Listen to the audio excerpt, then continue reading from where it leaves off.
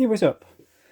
Welcome to another video. This time it is another unboxing video, and this is a new piece. And as you can tell from what you see right here, it is a Seiko. It is a Zimbe. It's limited edition, and it is the SRPJ55K1. It's not an I. And here we go. So this is one of the latest Zimbe limited editions that came out. This is number 16. Right now it's, what is it, late September 2022. And yeah, these are Thailand exclusives. And there's been a whole series of these, I guess.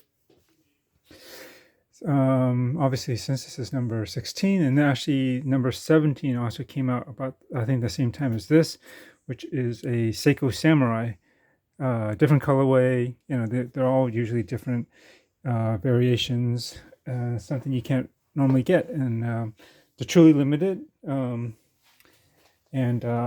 they're numbered on the back, and they're pretty low numbers considering how big Seiko is.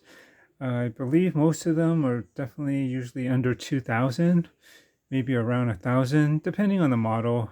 This one I think is limited to just 1,000, and the other one for the Seiko, sorry, this Zimbe 17, I don't have the reference for that, but for that Samurai, I don't even know what how much it's limited to either.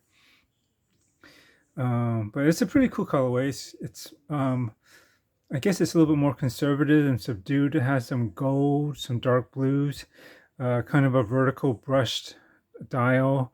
It's quite nice actually, but I've never been into Samurais, so I pass on that. But this is the tuna version, rather the, I don't know, people call it different things, the mini, the baby, the micro tuna, tuna reduced. This is the 43 millimeter version. And I really like that. I like the full size version, which is around 47, and this is actually quite wearable. You'd be surprised, even on smaller wrist people. But I think the 43 hits a really good sweet spot. It really makes it nice and compact, not as thick also, so it thins it down a bit, and you know, maintains most of the trademark tuna attributes, mainly the shroud and the way the lugs and the case all fits and works together. And yeah, so let's get into this. So it comes shipped like in this box, and normally I wouldn't keep a cardboard box around it, but since it's all labeled and everything, I should probably keep it and get it. Also comes in this special box here.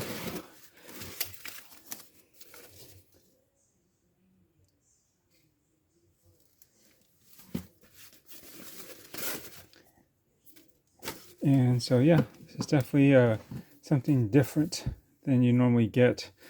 Obviously from Seiko, it's not a black or one of the plain white boxes. And it's made out of plastic, some sort of acrylic, I guess. Maybe it's a resin. It must be some kind of resin, I guess. It just poured something into a mold and you get these funky orangey, pinkish, creamy texture, I guess. And it is like, what do you call this? Embossed? Or is it debossed? I forget which one it is that goes in or out of a material, but it's raised. And actually the bottom, it's got this kind of almost like suede-like texture. It's kind of neat. And then so you go in, you get more of that, and oh, the inside is actually padded too, and it's kind of like this foamy, I guess it's not suede, it's actually more of a foam, but it almost feels like suede. And the box is like so, and I did open it already, but this came a little bit tighter wrapped, but for the sake of making it easier, we're just gonna go with how it is right now. Inside you get the manual warranty cards. That's basically it. There's nothing really too fancy about this. And let's see if I can get under here. Cleaning cloth, which you don't always necessarily get. Manual. And this a thing in Thai, but this says Prospex Zimbe Limited Edition, yada yada yada. And comes in this nice cushion. Also made out of this. Well, I guess it is basically a foam, but then the side is something else. I don't know. It's nice and wide, much bigger than the watch, but that's fine. And there you go. And from a lot of the pictures, I think they overexpose this, and it comes out looking almost white. And so you might think that this is basically a white and orange colored watch, but it actually is light gray. You can definitely see because the indexes are more white. They're not actually perfectly white. They're actually, to my eyes, they look a little bit like a very, very, very light gray, like lighter than the gray that's in here inside the dial, but almost white. And I think if you compare it to the handset, it actually is, this is actually whiter on the handset. And the handsets are black, polished. You got the orange seconds hand, and they got aluminum bezel. Pretty sure it's aluminum unless it's steel, but it's got that, what Seiko has been doing is like these like really fine, almost like record grooves around, and it gives it like a sheen and a slight texture, as you can see. And it's filled in with gray. And then this part is actually, it's not gray, it's actually just like left silver, not white. It might come off as white, but it's actually just like a bright silver. And I think it looks pretty good. And other than that, it's in line with a lot of other 43 millimeter Seiko tunas that are like this. And this light gray strap,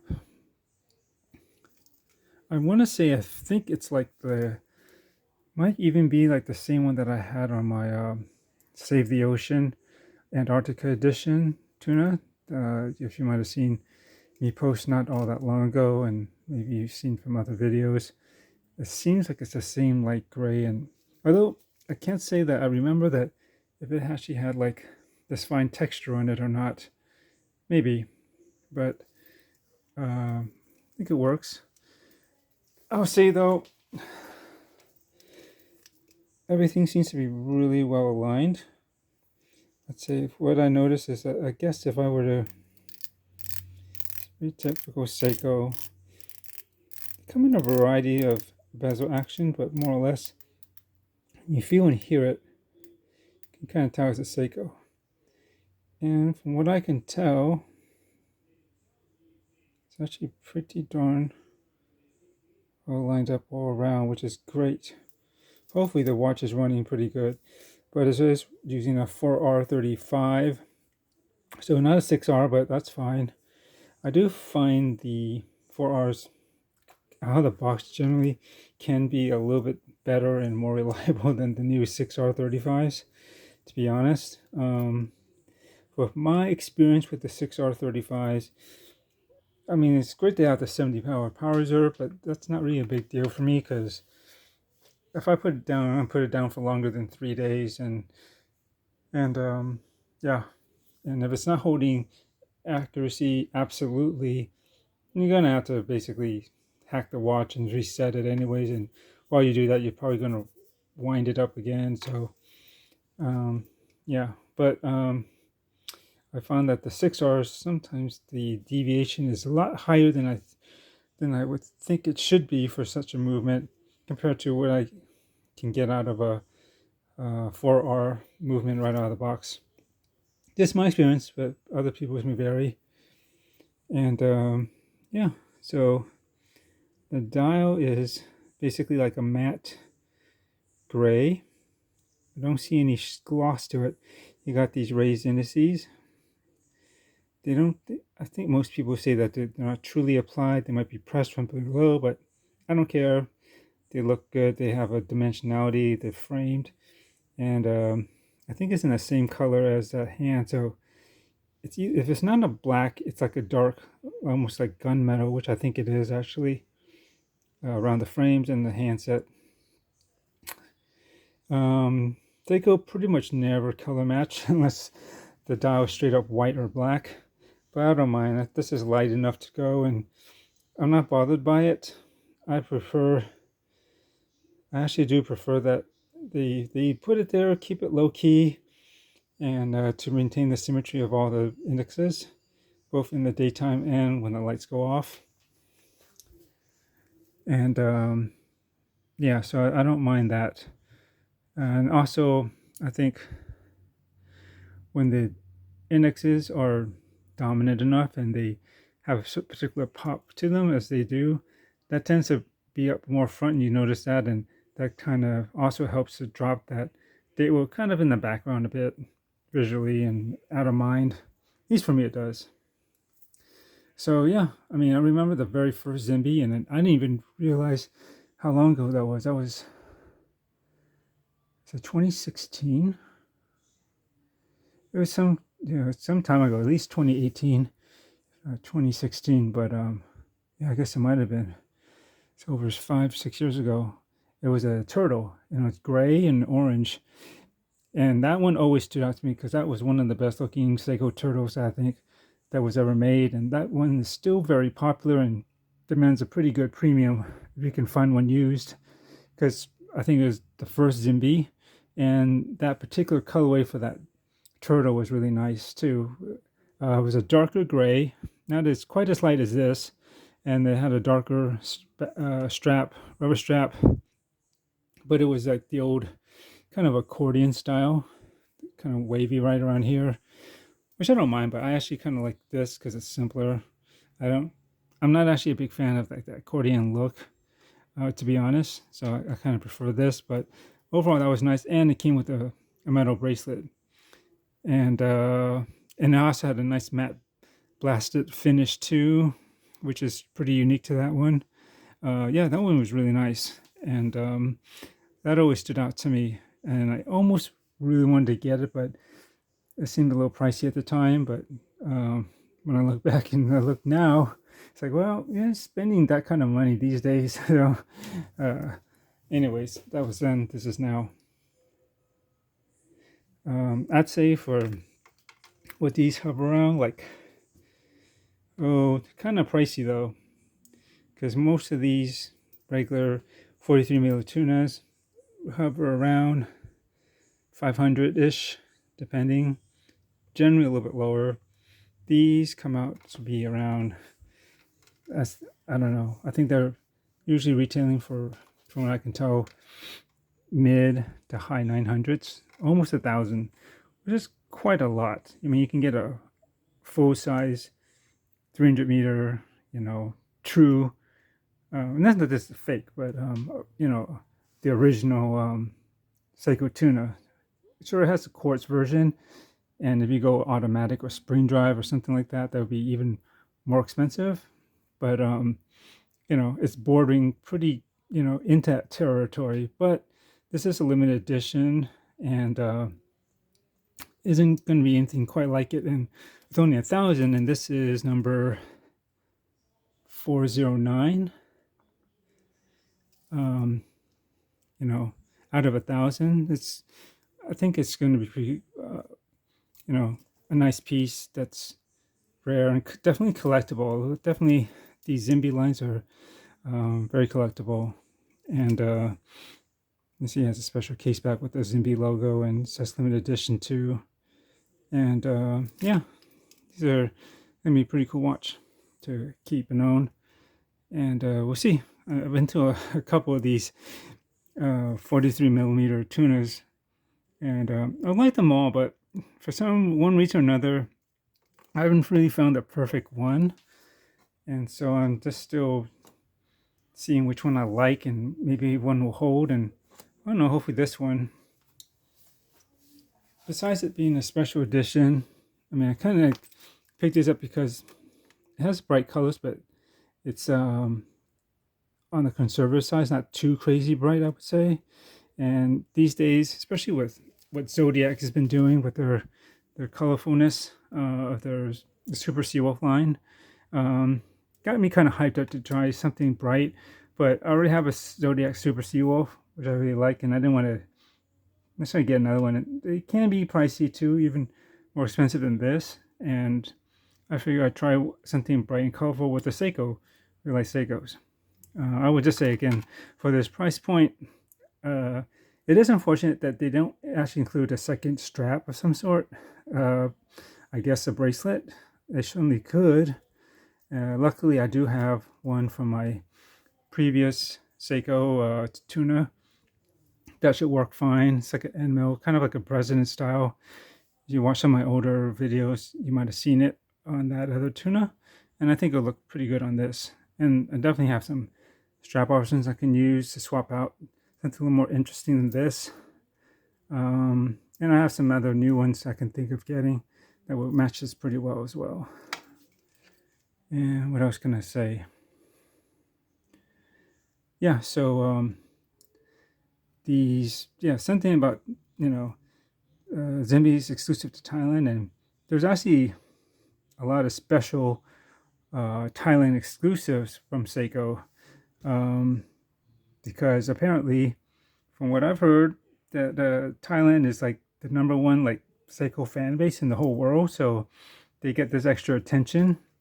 Sure, there are Seikos that are exclusive to like the U.S. market, even in some European markets as well, and of course Japan.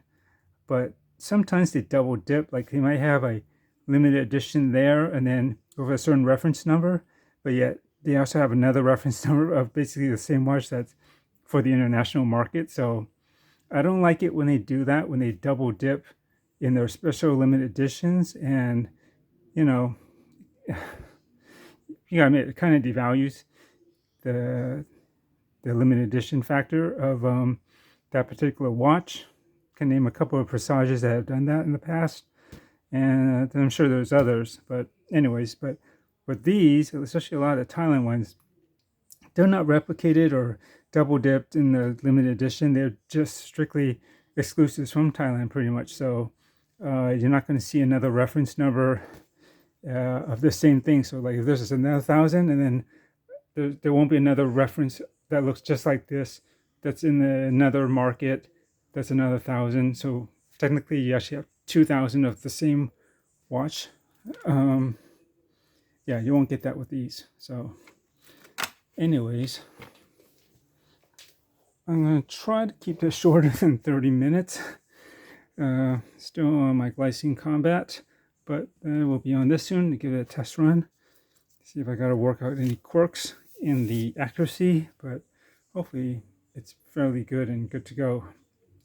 And on my wrist, which is just under 7 inches, I know from the other mini tunas that I've owned, this works just fine, but I'll show it anyways.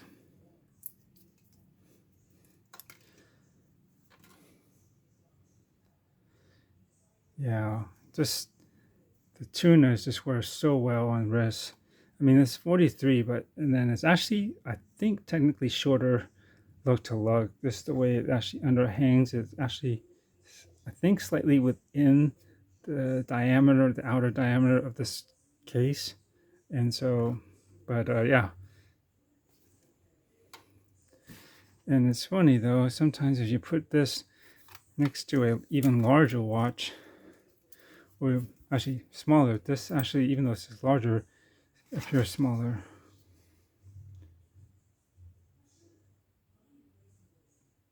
I mean, this is 39.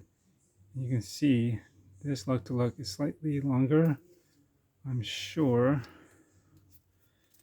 Yeah, you can see it here.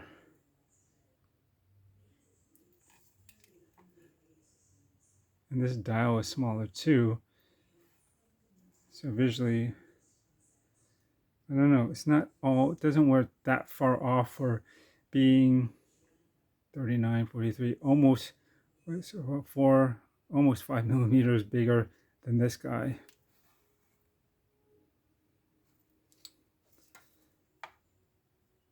and the thickness is not bad. I forget what it is, but it's not as, I believe it actually might be slimmer than an SKX. Not by much, but if I recall, I think it is slightly smaller than an SKX, this dimension. And that's about it. I don't have much more to add here. This is supposed to be just an unboxing, so stay tuned for a review at some point. Kind of behind on a lot of stuff, but I usually like to make sure I really wear it, not just give 1 or 2 weeks and then form an opinion. I gotta see how things actually carry on over time, because things do change, and just to get my final real thoughts on and feelings on certain watches. But you definitely, during that time between now and then, whenever I get a review up, I will definitely post on here some watches strapping videos, as well as on the social media platforms, just daily wrist shots whenever I get this on, and whenever I also switch out the straps and try something different, just for a different look. So anyways, thanks for watching, and I will catch you in the next one. Later.